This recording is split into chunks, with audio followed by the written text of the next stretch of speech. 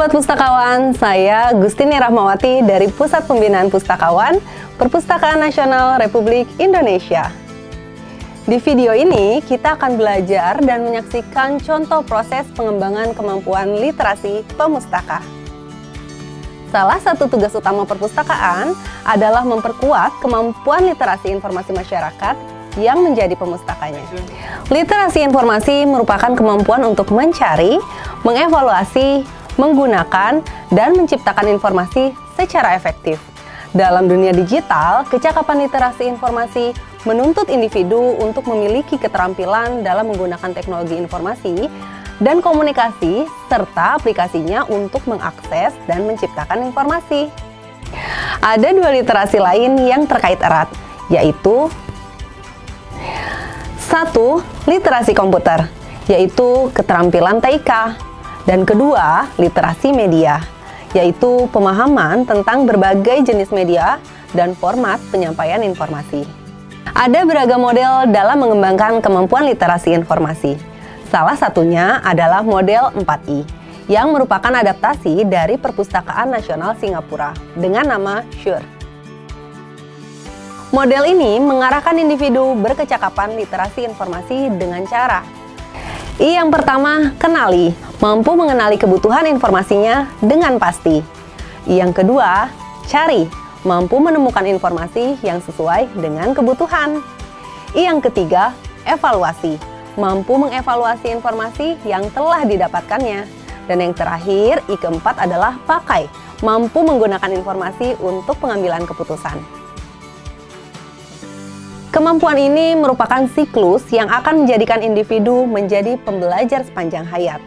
Untuk memudahkan dalam memahami model 4I, mari kita saksikan dialog WhatsApp berikut ini. Assalamualaikum Bu Desi, saya Fadia, siswa SMA Salemba. Waalaikumsalam Fadia. Oh iya, ada apa? Punten Bu, saya lihat di perpus kota ada tempelan seperti ini. Jadi saya mau tanya-tanya, lewat WA bisa Bu? Bener Fadia, Ibu siap membantu. Fadia ada tugas bikin majalah sekolah Bu. Pengen nulis tentang beda kura-kura dan penyu. Oke Fadia, Ibu izin jelasin sedikit ya. Pertama-tama kita pakai rumus 4I. Kenali, cari, evaluasi, pakai. Apa tuh Bu? Fadia baru dengar. 4I itu semacam metode terkait literasi informasi. Yang pertama adalah kenali. Coba Fadia jawab pertanyaan ini. 1. Apa yang Fadia tahu tentang kura-kura dan penyu? 2. Fadia mau tahu apa aja sih tentang kura-kura dan penyu? 3. Antara kura-kura dan penyu, yang prioritas butuh tahu apa? Waduh, susah juga ya Bu. Bentar, Fadia mikir dulu. 1, cuma tahu kura-kura dan penyu bentuknya mirip. Kedua, pengen tahu bedanya apa. 3, prioritasnya sih pengen tahu perbedaan mendasarnya aja. Oke Fadia, kalau menurut Fadia, kata kunci pencariannya apa? Kura-kura dan penyu? Iya Bu, kura-kura dan penyu. Oke, Ibu coba cari dulu ya. Kebetulan koleksi buku perpusda kita nggak banyak. Semoga aja ada ya. A few moments later. Aduh, ternyata perpusda nggak punya koleksi tentang kura-kura dan penyu. Adanya buku dongeng penyu. Waduh, terus gimana Bu? Tenang Fadia, kita bisa mengandalkan sumber daring. Fadia sudah install aplikasi iPusnas? Itu aplikasi perpustakaan digital dari Perpustakaan Nasional. Ibu tadi coba cek kata kunci pencarian penyu. Kayaknya mah cocok nih sama yang dibutuhkan Fadia. Oke Bu, barusan udah saya install dan bikin akun.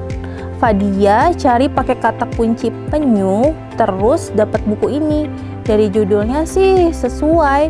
Bukunya terbit tahun 2019 penulisnya Abu Fania.